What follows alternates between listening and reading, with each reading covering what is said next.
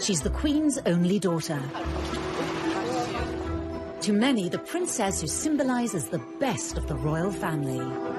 I think a lot of people in this country think that Anne would actually make a great queen. She'd have made a formidable monarch, without a doubt, because it is duty before self, and Anne is the personification of that. But how much do we really know about Princess Anne? Well, I'm not totally useless. I was quite well educated. How has her relationship with her family defined her? Princess Anne was the son that Prince Philip never had. She is very much in his image. And what is she really like? She doesn't tolerate fools. She can be snappy. She can reduce grown men to tears. How does it feel having a Buckingham Palace as your private property? Well, no, because it isn't. She doesn't care about being popular. She doesn't care about rubbing people up the wrong way. How's the Duke of Edinburgh this morning? Oh, dear. You know where I am? Same place as you. We reveal the truth behind her most memorable moments. From the dramatic... Good evening. There's been an assassination attempt on Princess Anne and Captain Mark Phillips. It was an extraordinary incident, and she handled it in the most extraordinary way. To the controversial. Divorce? Very much. Never been mentioned. These were love letters. There was something going on between the two of them. No, I have no comment to make on the news at all. We follow the highs and lows of an extraordinary life. She might not be about hugs and cuddles and compassion, but she is about duty and responsibility and hard work. She's still making headlines after 70 years in the spotlight. But who is the real Princess Anne? The Princess Royal.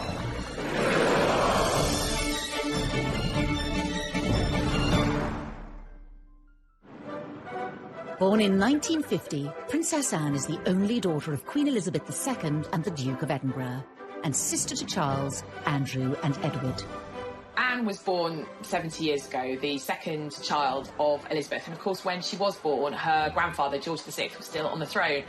And it really was a million miles away to where society is today.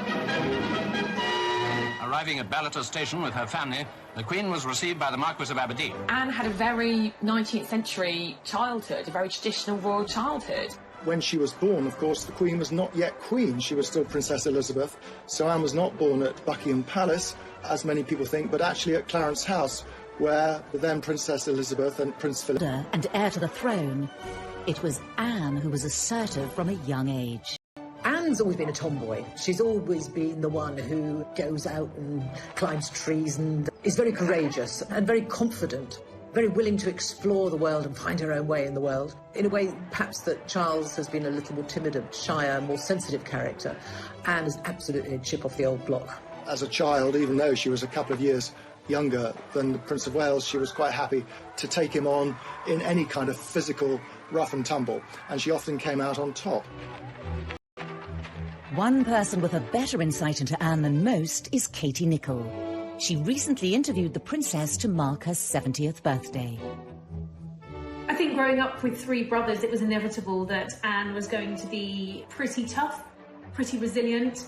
She had to learn from an early stage how to hold her own as a girl in the royal family, second born to Charles. And, you know, I think there was a lot of competition between the siblings. So Anne was always going to have to stake out her own role in the royal family. The princess had to become independent from an early age. She was not even 3 years old when her mother became queen in 1952. You have to remember that Anne was the daughter of a working mum, which in those days was not that usual. And she had a very hard working mum. Elizabeth was away a huge amount. I mean, Anne was tiny when her mum and dad went off for 6 months around the Commonwealth. So she and Charles were left not exactly to fend for themselves, but certainly were largely brought up by nannies and governesses. Growing up, Princess Anne spent much of her time separated from her family. Anne had quite a solitary childhood in many ways because she had her brother Charles, and then there wasn't another sibling for a further 10 years, actually. So it was herself and Charles at home being educated at home till Charles went off to boarding school, and then there was just Anne, and she was left with her governess for, I think, the best part of 7 years. But it must have been a very strange existence. I think growing up as a young girl, Anne did have quite a different childhood to previous royal children. Initially, she was homeschooled, as all royal children were, but she was desperate to go to school. She wanted to get out, she wanted to discover life beyond the palace walls. You know, she had a brain, she wanted to go and learn. Up until this point, all British female royals had been homeschooled, but Anne broke the mould. She was the first princess to go off to ordinary school, if you like, very posh school, very posh indeed. But she fitted in very well. I think she enjoyed life as a boarder at this school with other young girls to lark around with. Wasn't brilliantly academic, much more interested in sport, much more interested in horses, of course. She was an independent little girl from a very early age and, you know, to a degree, had to become quite a grown-up child quite quickly, and possibly that commitment to duty, you know, what she saw her mother do. She was the daughter of a working queen. I'm sure that has all contributed to the woman Anne grew up to be.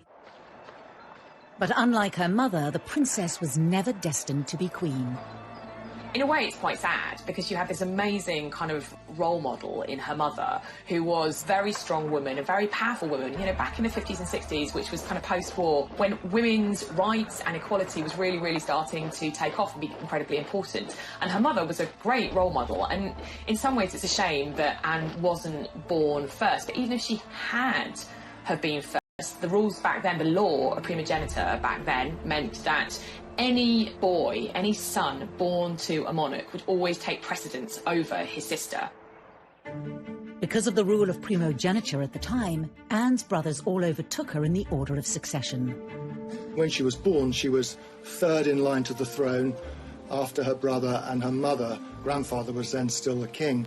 And then when Princess Elizabeth ascended to the throne, Anne obviously moved up, and for many years she was number 2 to Charles. But obviously things changed when the Queen had that second burst of motherhood with the arrival of Prince Andrew in 1960, and then 4 years later Prince Edward in 64. Anne moved down below her brothers. That was the system then. A lot of people have never been very comfortable with it, but that's how it was. And I think Anne accepted it.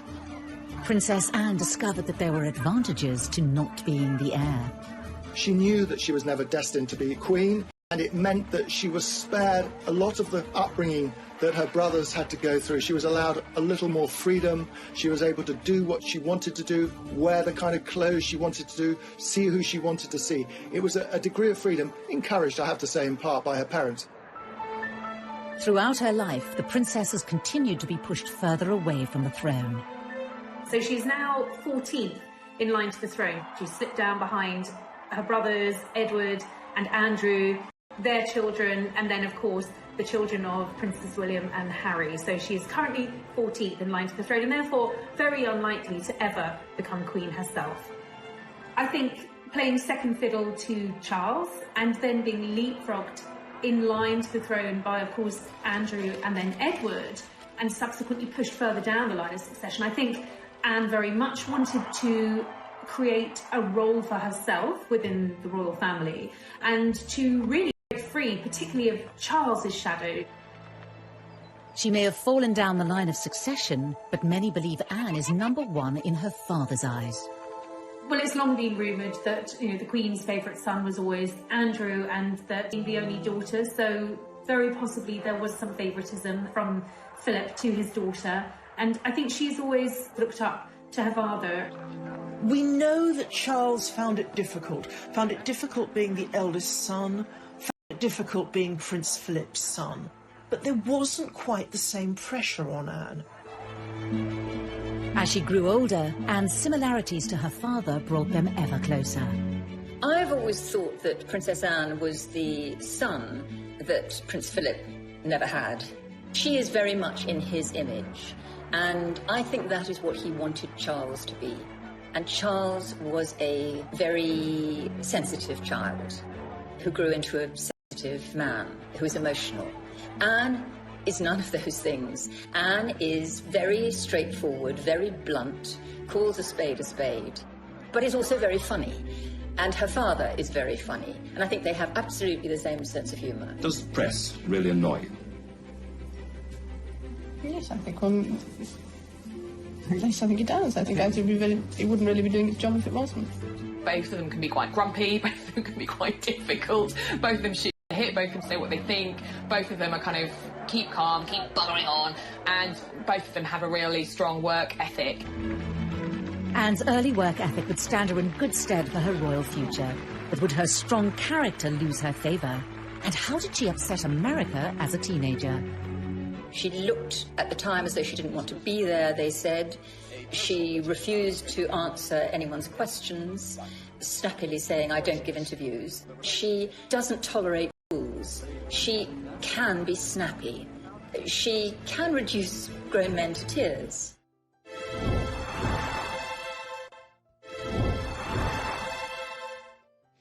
May God bless her and all who sail in her.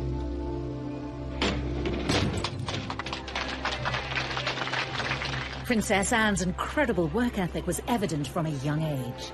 In 1968, aged just 18, she became a working royal. I think she's always had a sense of commitment from a very early stage in her life, and after school she decided that rather than go to university, she wanted to start working and becoming a full-time working royal, and that's exactly what she did. Anne didn't see the point of any further education. She'd had quite enough by the time she was 18 and said that she thought university was a very overrated pastime. She probably wouldn't have got in anyway because she didn't do brilliant in her exams. I decided after my limited school career not to go to university. Contrary to some reports, not because I couldn't go to university, but I didn't actually want to go to university. The Queen and Philip went to Australia in 1970. Anne wasn't even 20, she was still only 19. She accompanied them, and it was the birth of what has become a real royal staple, the royal walkabout. There had never been a walkabout before, but such was the interest in the young teenage Princess Anne, and she was a very an attractive teenager. The crowds turned out in their thousands. The princess has devoted a large part of her life to official engagements and is often referred to as the hardest working royal. She always has been one of, if not the most hard-working member of the royal family. I mean, she will carry out 4 or 5 engagements in one day. She could be in Scotland in the morning, London in the evening, and she would be very well briefed on every engagement and extremely professional. She's admitted she's a workaholic. Anne is very no-nonsense, and she takes that approach to her work. She regularly tops the best-selling list in terms of the highest number of engagements. I think on an average year, she does anything from 350 to at most 500 engagements, both domestically in the UK and abroad. It's a huge workload. I remember Kevin MacLeod, who was the Canadian Secretary to the Queen, said of Anne in 2014, her credo, literally her belief is, keep me busy, I'm here to work, I'm here to do good things, I'm here to meet as many people as possible. Anne may work hard behind the scenes, but for many years this has been eclipsed in the media, all due to her troublesome relationship with the press. This was apparent from her first visit to the United States in 1970, when the princess was just 19. One of her first foreign trips was to America, where she and Charles went together. And she was not very well received there at all. She went to the White House to visit Nixon when he was president, and there was a lot of negative press because she seemed to be so sulky. She looked at the time as though she didn't want to be there, they said. She refused to answer anyone's questions, snappily saying, I don't give interviews. She was very ungracious. It was very much noted that Anne didn't seem to have the friendly, soft, smiling face. She was wound up being dubbed Princess Sourpuss. The Americans said, why did she bother to come? It's quite clear she doesn't want to be here. So that was the beginning, actually, of pretty much a lifetime of often negative headlines for the princess. This early trip set a pattern for Anne's relationship with the media. There are probably members of the press, photographers particularly, who have perhaps been on the receiving end of Anne's shortness, shall we say. She can have a quick temper, and she just would not worry about a press pack there to capture every moment. And some of those moments were certainly unexpected. In 1969, while visiting troops in Germany, the world saw another side to the princess. We were kind of all knocked out when she was 19 and she went to Germany on a job. And we were getting pictures back of her. She is the holder of a heavy goods vehicle licence. And we saw her driving a 52-ton chieftain tank. Astonishing. She also, on that second trip, she fired a submachine gun from the hip and got 8 bullseyes. And I think there would be lots of men looking at her in abject terror. Here she was, a young woman, and she was capable of doing all of this. Despite Anne's refusal to play the media's game, she was working hard to support the Queen. Those in the know even regard the princess as the royal family's secret weapon. And I think Anne has always realised her power, her soft diplomacy, the ability to help, the ability for the royal family to reach areas that, traditionally prime ministers can't. The royal family is a constant, they are always there. And particularly in areas of the world that have royal families, for instance, like the Middle East, when you send a member of the royal family to them on a state visit, it's immensely important. It conveys, huge prestige, and people take that very seriously. And often members of the family, like Anne, are used to help trade deals, help diplomatic relations, and I think Anne has been very successful at that, and she's done that from a very young age. Well, Anne had this brilliant knack of sort of being the pathfinder, if you like, for the royals. If there was a slightly tricky destination go to, it was always Anne they would send in first, because she has a great ability at making people feel welcome and being enormously empathetic with people.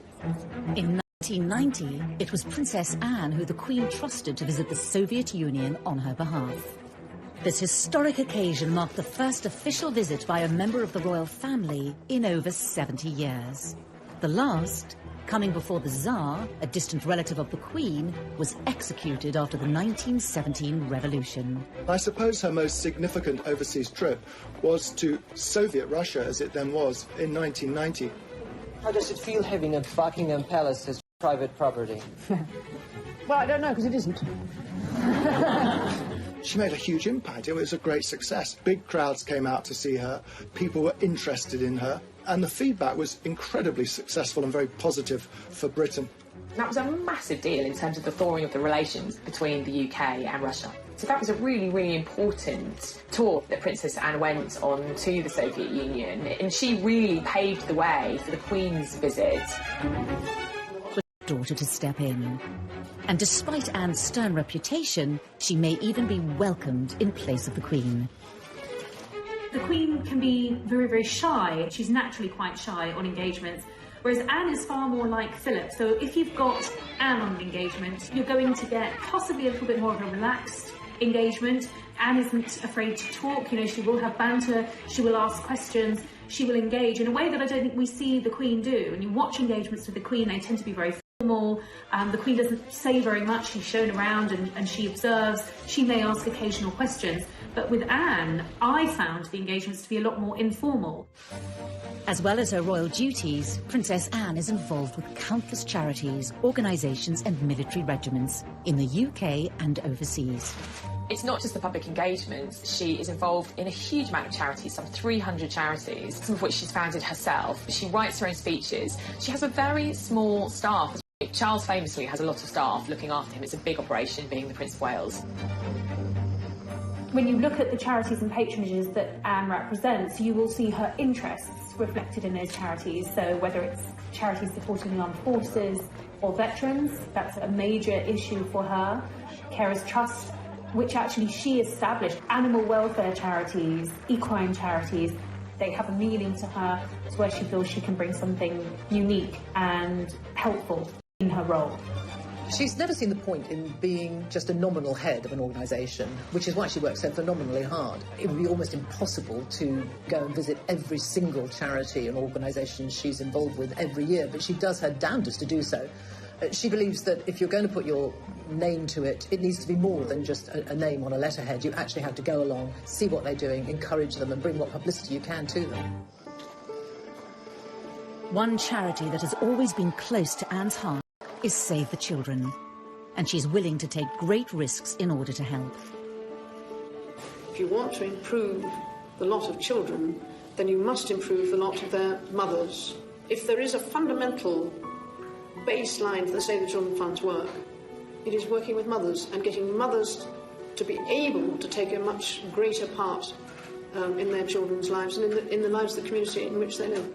I think she's very closely associated with the Save the Children Fund. She's been president for, I think, nearly 50 years now, and this has meant a very great deal to her. When Princess Anne carried out those early trips to Africa with Save the Children in the early 70s, this was her really breaking the mould. This was her going far afield, doing something that was at times quite dangerous. The areas that she was going to were visits to Africa with Save the Children long before Princess Diana was even on the scene.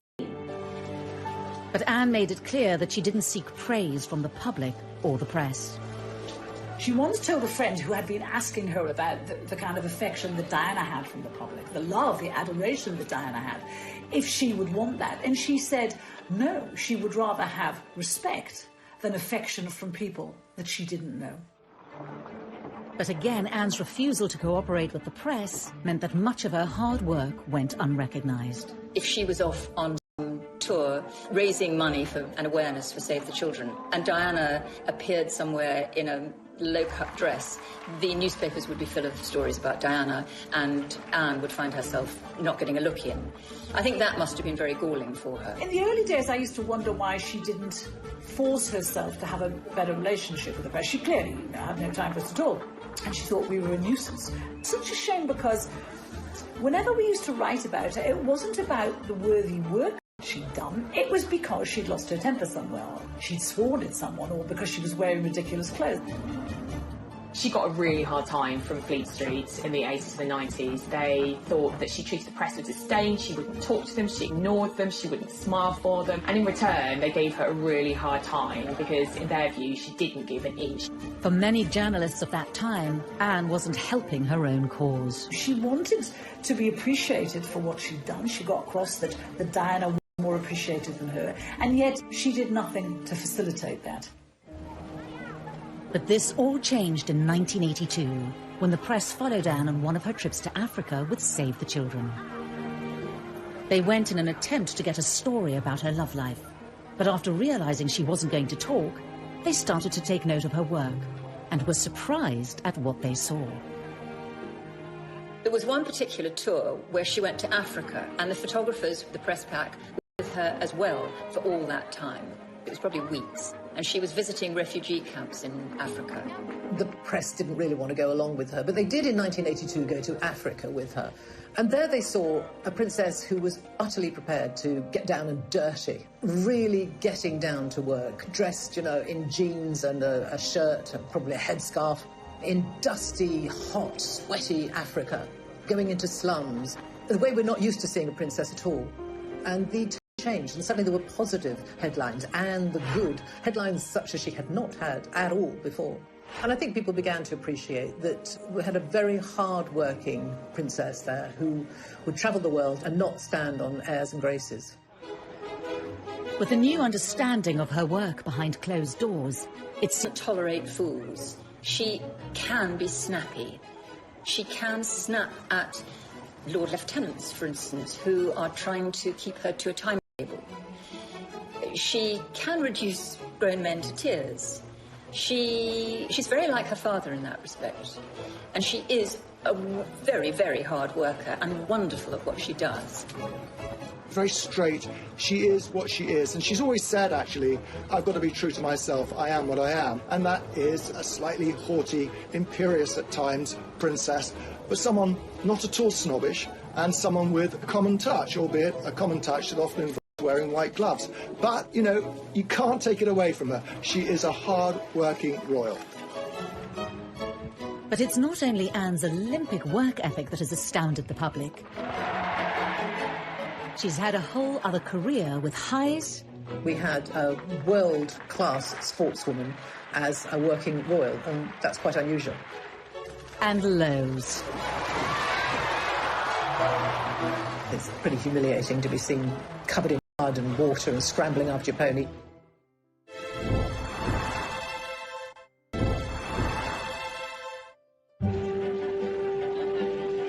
Anne might have been hard-working when it came to royal duties, but it wasn't the only thing she dedicated her energy to. She was a senior royal, but she was also having a second career, effectively running parallel at the same time. Breaking with tradition, she chose to also pursue a riding career alongside royal duties. It's really very impressive that Anne was able to juggle her equestrian career as a very successful horse rider and carry out all her duties as a senior royal. Anne's lifelong passion for horses started from a young age. She probably sat on a horse before she could walk. She's utterly horse mad. Her father once said of her, if it doesn't fart or eat hay, Anne's not interested. And I think that's almost right. Horses have given her an escapism. Not only did they enable her to embark on a career outside of her role within the royal family, they provide a daily escapism. I think nothing makes Anne happier than riding out, being in the paddock, being around horses.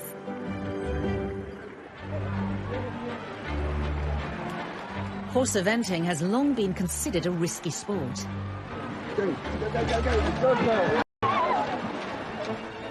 And Anne's royal title did not give her any immunity to the dangers. Anne narrowly escaped serious injury following a bad fall whilst competing in Dorset. The horse came over on top and rolled on top of me. She was unconscious when I got there. It was later learnt that Princess Anne had cracked a vertebra.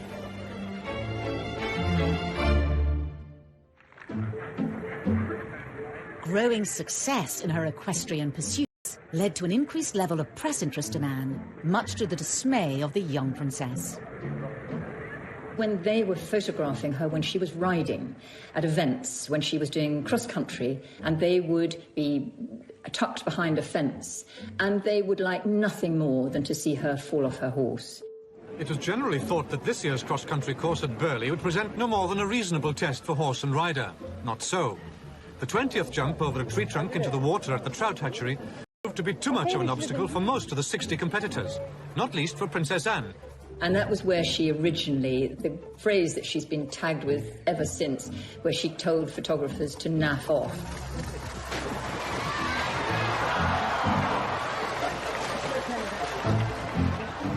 Anna's always spoken her mind, and she can be quite abrupt. It wasn't really naff off. Her language can be quite fruity. She hated the intrusion of the press, as she saw it, when she was trying to concentrate on riding. I mean, it's pretty humiliating to be seen covered in mud and water and scrambling after your pony. But she'd always get back on straight away, even after some of the worst tumbles. Anne's stoic attitude, however, won her admiration. If she fell off her horse, she was going to get back up and get back on that horse and prove that she could take the next jump. I think that is a metaphor really for how she has approached her royal life, with steely determination and resolute commitment. The inevitable falls captured by an eager press corps did nothing to detract from Anne's formidable talent. In 1971, at the European Horse Trial Championships, the 21-year-old princess wowed the equestrian world. 1971 was one of her great equestrian years, I suppose. She competed in the three-day event, the European Championships, and she won. That was absolutely fantastic for her.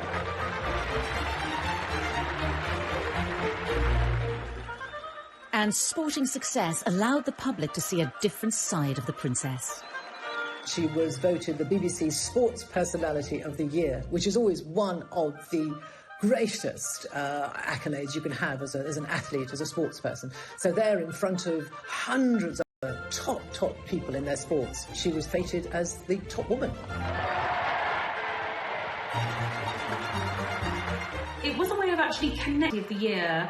Probably, in many ways, made Anne more relatable to the British public than she ever had been. Princess Anne's riding career reached its peak when in 1976, Anne was chosen to represent her country on the biggest sporting stage possible. Anne took part in the 1976 Olympics in Montreal as a member of the British team, riding the Queen's horse, Goodwill, in the eventing category. Competing in the Olympics, which I suppose was the biggest moment of her equestrian career, didn't go absolutely brilliantly, unfortunately. It was a team event and we didn't win, didn't even get a medal, but they were there and they did compete. This was the first time ever that a member of the royal family competed in the Olympic Games, and it was a huge achievement. She earned A great deal of praise and admiration, both in the world of sport, but generally, nationally. We had a world-class sportswoman as a working royal, and that's quite unusual. Anne's achievements earned her the presidency of the British Olympic Association and a lifelong involvement. I think one of Anne's greatest successes in terms of British sporting history was bringing the Olympic Games to London in 2012. The Princess Royal led the well-known delegation, carefully carrying the flame inside a miner's lamp. Sebastian Coe has said that we actually owe her a bigger debt than most of us realise for having secured the London Olympics in 2012. Once again, she showed this character. If she believes in something and she takes it on, she will give 100% and more. The 2012 Games are on. She went to pretty much every event she possibly could during the 2012 Olympic Games in London and around the UK, and really was the figurehead. Anne's dedication and leadership aside, the Olympic Games were also associated with a more personal moment in the princess's life.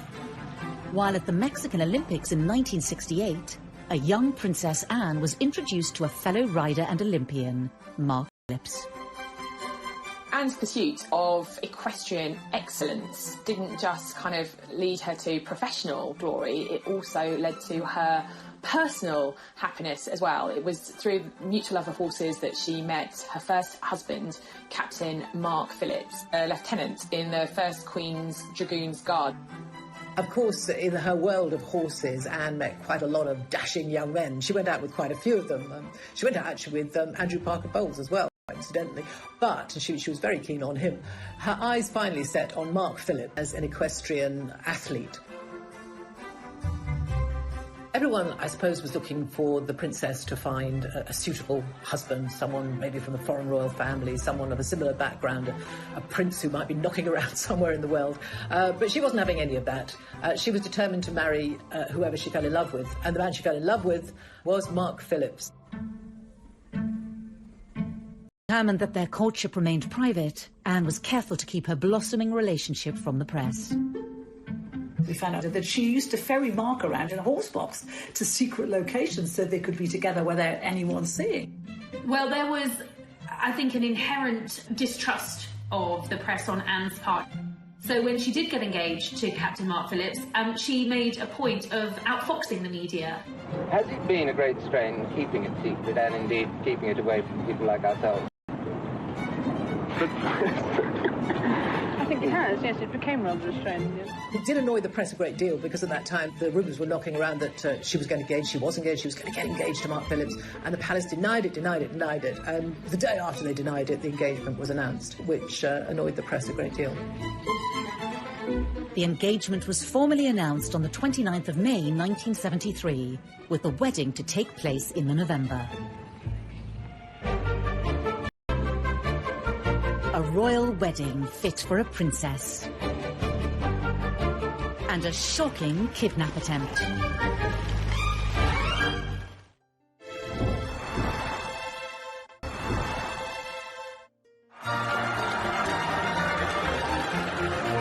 In November 1973, Princess Anne married Mark Phillips with all the pomp and ceremony of a royal wedding. I think had she been able to have things her way, it probably would have been a low-key wedding, but she was the first of the Queen's children to get married, the only daughter, so it was going to be a big deal. There we can see groom Captain Mark Phillips. Even though it was November, like her mother's wedding, almost 50,000 people lined the streets to watch her go to Westminster Abbey. An estimated 500 million saw it on TV. A royal wedding has always cheered people up, and in this, as in everything else, Princess Anne, when pushed, delivered. Now the best man, Captain Eric Grounds, puts the ring on the Archbishop's prayer book for the blessing. She probably didn't like very much the fact that she had to get married in Westminster Abbey with all the glitz and the glamour and the fairy tale princess. She has always felt, I think, rather lacking in that. She says, I know You know, maybe she feels she's been a bit of a disappointment, but that's just not in her nature. There were a few concessions to Anne's taste and personality. The wedding dress didn't come from a famous designer. It came from her own regular dressmaker. And the cake was made by the Army Catering Corps. The moment we've all been waiting for, and how lovely she looks. Now, we expected something quite different, and we've certainly got it today. Look at that wonderful gown. The dress was very simple, very demure. The bouquet was very demure. It was all pretty low-key, and I think that was very much Anne's choice and very reflective of how she wanted things handled. You know, she's not one who is comfortable in the spotlight, particularly when it's on her personal life. The bit I love about the wedding dress, it was this beautiful medieval-looking dress cut from one piece of fabric, apparently. But none of us could see it. But on the shoulders, apparently, there were little epaulettes, just sketched in pearls, a kind of gesture to a uniform.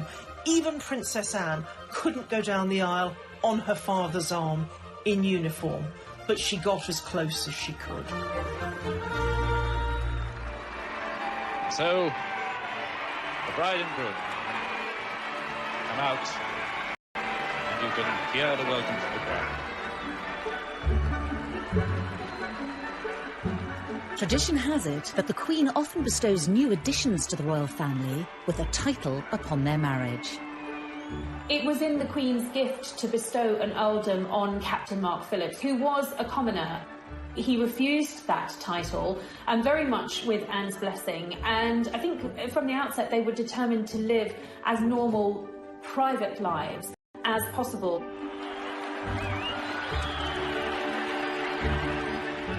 It looks as if that was partly a way of saying that Mark Phillips himself did not really want to take rank within the royal establishment.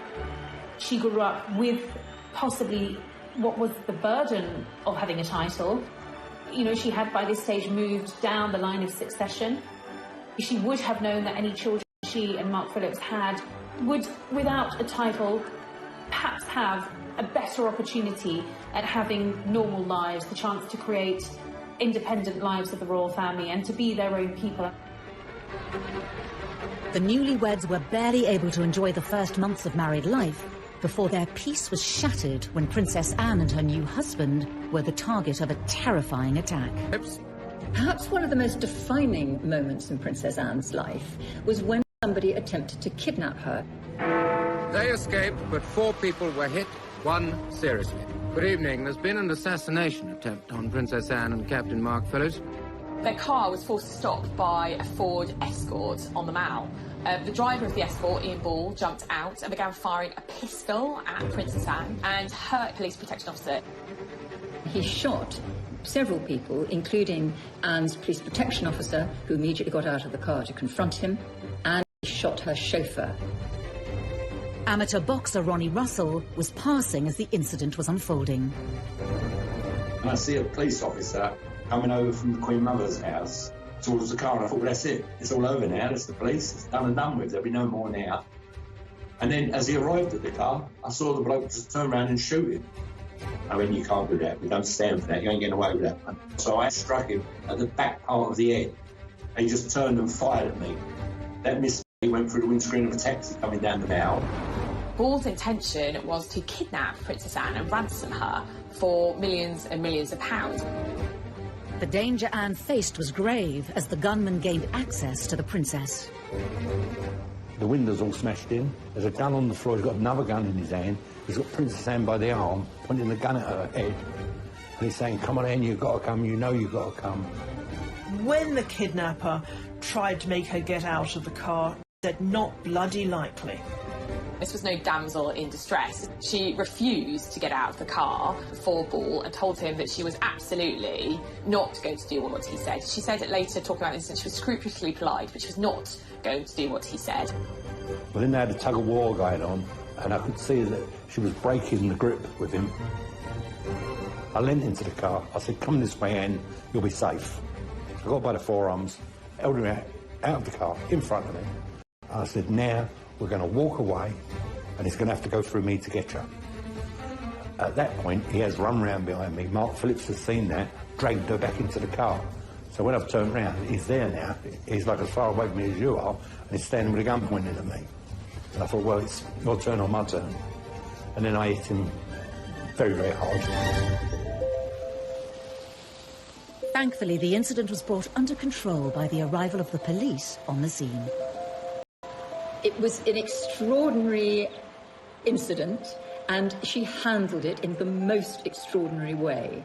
And the next day, she was back on duty, working as if nothing had happened. Just the same kind of attitude as if she'd just fallen off a horse. But her life had been very... That gives you some insight into the princess's pretty tough, steely and unflappable nature. And even when she's being threatened and at gunpoint, she doesn't actually lose her cool.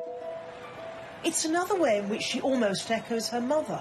Because with her mother, there had been that apparently shot fired at her at the Trooping the Colour ceremony. And the Queen just steadied her horse Burma and went on. And in much the same way, Princess Anne kept on trucking. Later on, her father, the Duke of Edinburgh, said that if the kidnapper had got away with Princess Anne, poor him, she'd have really made him sorry for it. And I think we all like that about Princess Anne. Following the foiled kidnap attempt, the royal couple went back to life as normal. Princess Anne and Captain Mark Phillips welcomed their first child, Peter, in 1977, followed by their daughter Zara in 1981. Both children were raised without royal titles and away from the royal spotlight. Zara has said on many occasions that not having a title gave her enormous freedom. That's what Anne wanted. She wanted her daughter to be a normal teenager and to get into the kind of scrapes that teenager did. And Zara absolutely has gone her own way. Peter and Zara are incredibly down to earth. You know, they don't even speak in the same way as many royals. You know, there's nothing pompous about them at all. I think they're great young people. Princess Anne's vision for her children was to pay off when in 2012 she awarded her own daughter a silver medal at the London Olympics. Princess Anne's insistence that her children be shielded from the demands of a royal title was a position not shared by all her siblings. Andrew rather pompously has insisted on full status for his girls, who are both princesses, and Edward's children too do have titles. So she's very different on that. Andrew has always felt that his girls should be senior members of the royal family, be treated as such, and have titles to go along with that. I think this shows a difference in attitude between the siblings. Anne is a no-nonsense, get-on-with-it sort of woman. She is royal, she has the titles, and she does the work. But she's not someone who takes herself too seriously. Andrew, her brother, I think, feels very entitled. He wants the adulation, and I don't think she does. And I think, looking, we know that Prince Charles wants the future ahead to be a slimmed-down royal family. Not too many extraneous members of the monarchy. But Princess Anne was there decades before him. Anne may have been notoriously private, but eventually details of her private life did spill out into the open. Rumours swirled of issues within Anne's marriage. Divorce? Very much. Never been mentioned by anybody. And leaked letters suggested a third party's involvement. No, I have no comment to make on the news at all.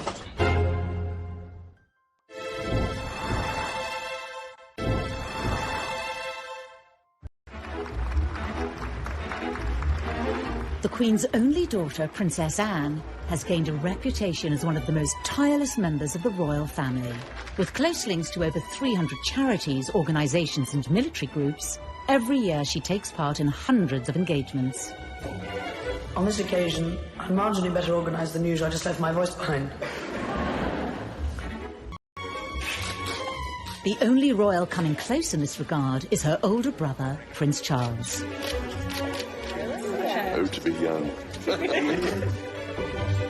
Last year, he just pipped her to the title of hardest working royal, undertaking 521 outings compared to his sister's 506. For much of her life, it's been hard for her not to be overshadowed by the older brother destined to be king. It's good for you in the end, I suppose. It's character building, I suppose. All their lives, comparisons have been inevitable. Charles is quite a sensitive man. He cares a great deal. And I'm not saying that Anne is uncaring, but she's much more like her father, which is a pragmatist. I mean, Philip once said that I'm a pragmatist, Charles is a romantic, and very often a romantic thinks that a pragmatist is unfeeling. I don't think Anne is unfeeling, but she is a much more practical, get-it-done sort of individual than Charles, who feels things very, very deeply. The difference between her and Charles, I think, she was tougher than him. She was always stronger than him. In fact, someone once said, you know, she's the king we never had.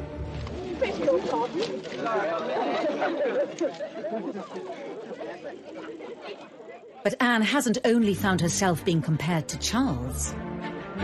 In the 1980s, when he married Diana, there was a new princess in town, capturing the public's imagination like never before. From where she sat, here was a woman who had worked incredibly hard all of her royal life. And she saw Diana and Fergie come into the scene, and they were splashed over the papers every day, not always for the hard work they'd done, often for their antics and their silliness and their messing about. And Anne was upset about that. She had started her charitable life with Save the Children. Diana worked for the Red Cross. You know, within a year of Diana working for the Red Cross, she was hailed a saint, a heroine. You know, people were thanking her and saying how wonderful she was. And Anne resented that. If you want to improve the lot of children, then you must improve the lot of their mothers. When Diana started her charity work, it was her hands-on approach that caught the eye and was in stark contrast to that of her sister-in-law. She might not be like Diana, she might not be about hugs and cuddles and compassion, but she is about duty and responsibility and hard work. And I think, as old-fashioned a concept as that might be, I think that's why we like her. It wasn't just in this area that the likes of Diana overshadowed Anne. Amidst all the royal scandals involving her siblings and their partners, Anne emerged untainted. And yet she's not without her own misdemeanors.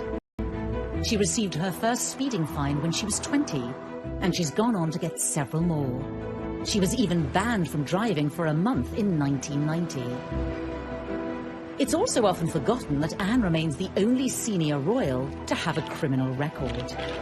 In 2002, she pleaded guilty to charges that her dog Dorothy, an English Bull Terrier, bit 2 children in a park. Convicted under the Dangerous Dogs Act, she was fined £500.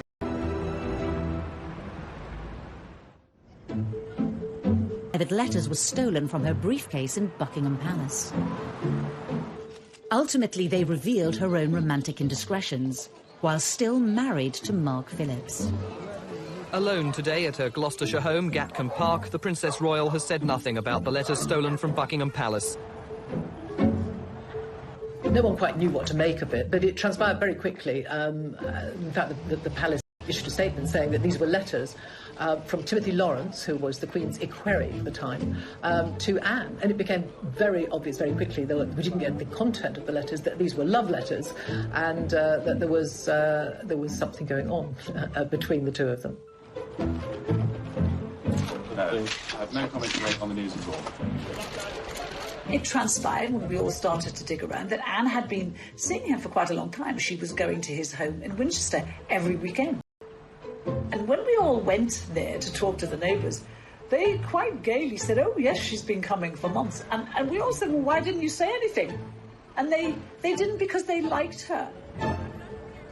As for the letter thief, Scotland Yard's Serious Crime Squad investigated the incident for 4 months. They took 500 sets of fingerprints and interviewed almost everyone at the palace, but the thief was never identified.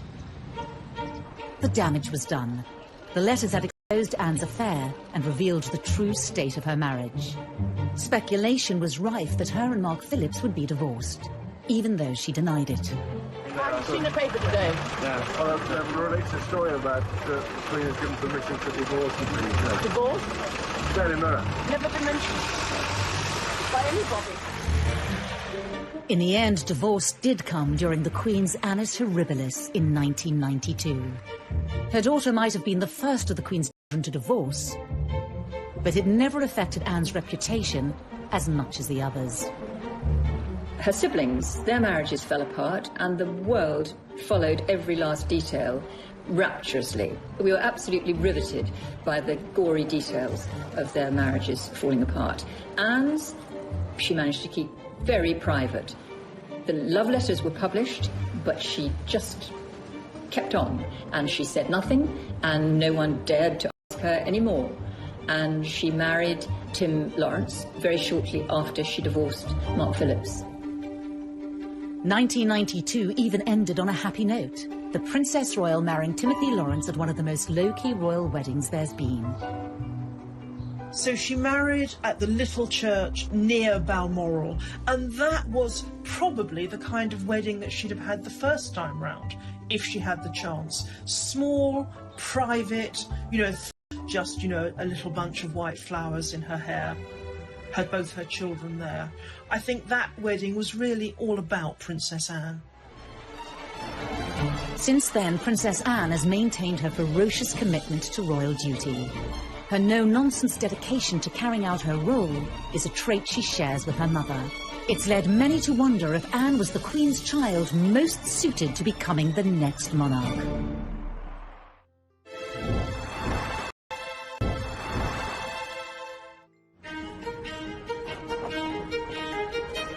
Approaching 70, Princess Anne is as energetic in her commitment to the royal family as ever. In March, she was at Paddington Station to unveil a train named after the Second World War spy, Odette Hallows. It's a pleasure to join you here, wearing this uniform, which is one of the only things I share with Odette, but to represent First Aid Nursing Yeomanry. I think Princess Anne is a great ambassador for the United Kingdom. I think we've all come to feel that she reflects a lot of what is best about British royalty. The naming of this intercity express train. To many, Anne has all the qualities needed to have been a great queen.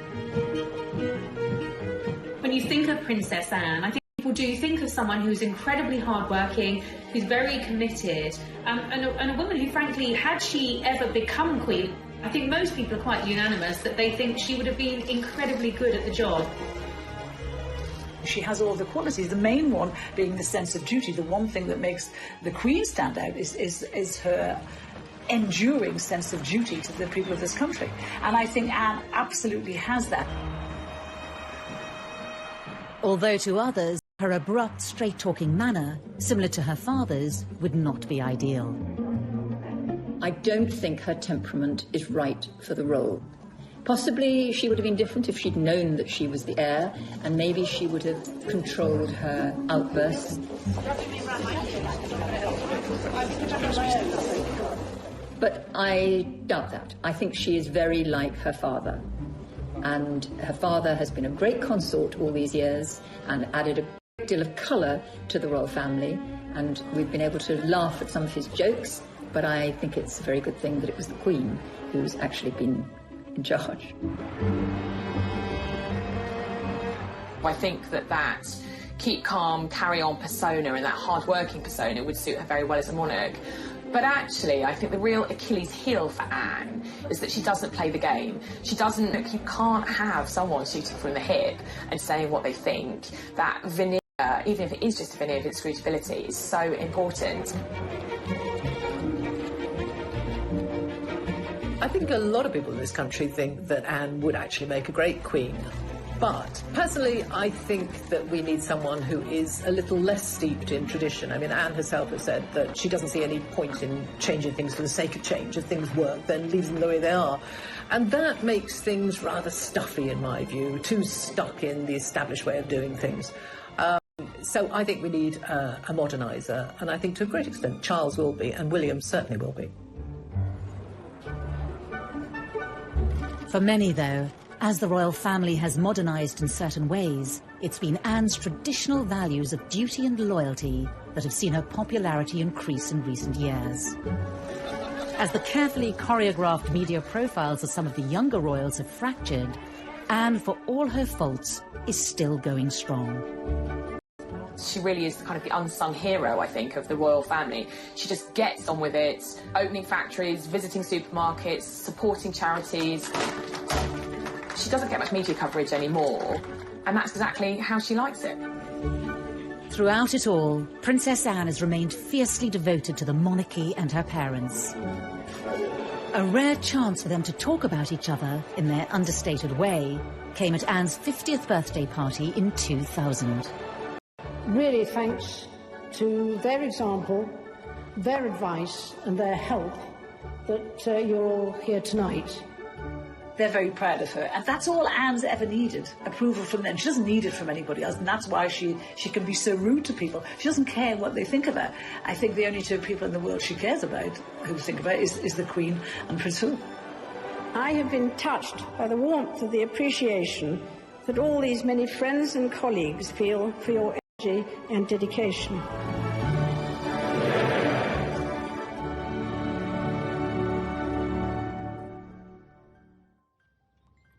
In the last year, a rise in popularity for Anne has certainly been helped by a standout portrayal in the TV series The Crown as the family's most unpretentious royal.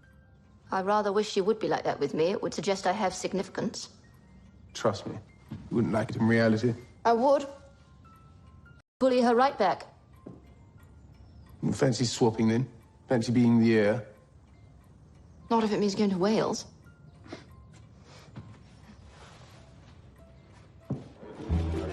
Also being seen sharing a laugh with world leaders as they appear to talk about Donald Trump.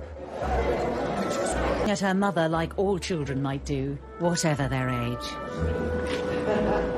I think actually as she's got older, those kinds of moments now, those bits of her personality make her more popular with the general public. And I think her being not first in line to the throne has enabled her to be more herself, to be more true to herself, and to carve out a really kind of different role for herself.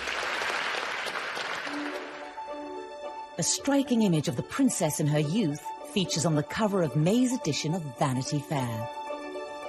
And in a revealing interview ahead of her 70th birthday, she said, "It's about serving," and credited her parents for influencing her work ethic.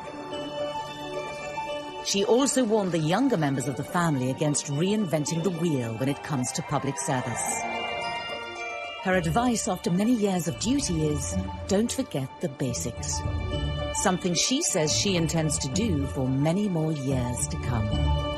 I think she probably won't ever slow down. I think she's like the Queen in that respect, that, she will just keep ploughing on as long as she's able.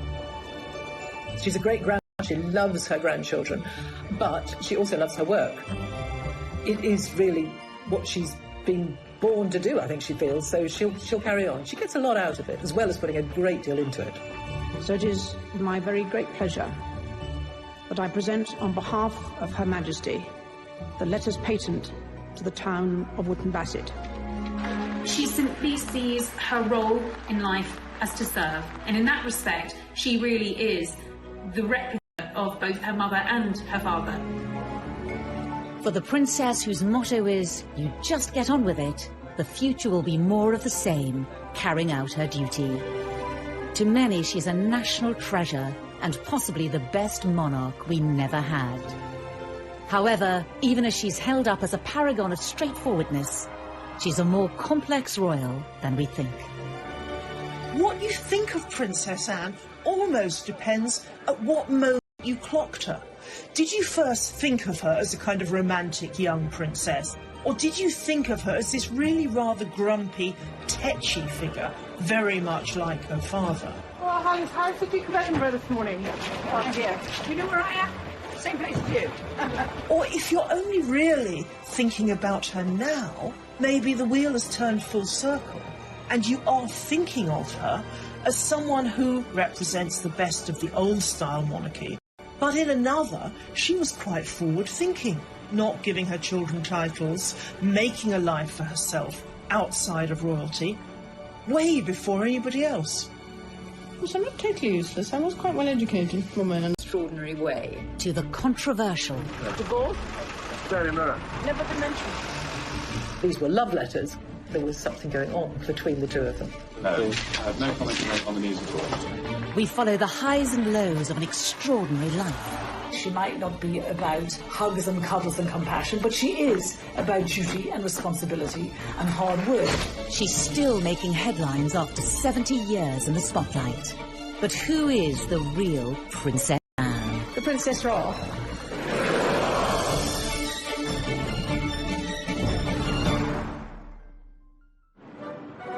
Born in 1950, Princess Anne is the only daughter of Queen Elizabeth II and the Duke of Edinburgh, and sister to Charles, Andrew and Edward. Anne was born 70 years ago, the second child of Elizabeth. And of course, when she was born, her grandfather, George VI, was still on the throne. And it really was a million miles away to where society is today. Arriving at Ballater Station with her family, the Queen was received by the Marquis of Aberdeen. Anne had a very 19th century childhood, a very traditional royal childhood. When she was born, of course, the Queen was not yet Queen. She was still Princess Elizabeth. So Anne was not born at Buckingham Palace, as many people think, but actually at Clarence House, where the then Princess Elizabeth and Prince Philip... And heir to the throne, it was Anne who was assertive from a young age.